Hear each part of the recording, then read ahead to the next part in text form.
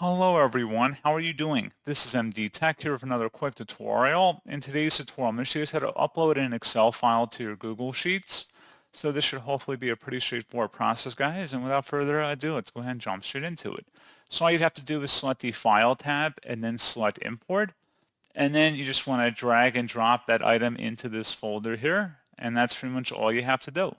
So as always, thank you guys for watching this brief tutorial. I do hope that was able to help you out, and I do look forward to catching you all in the next tutorial. Goodbye.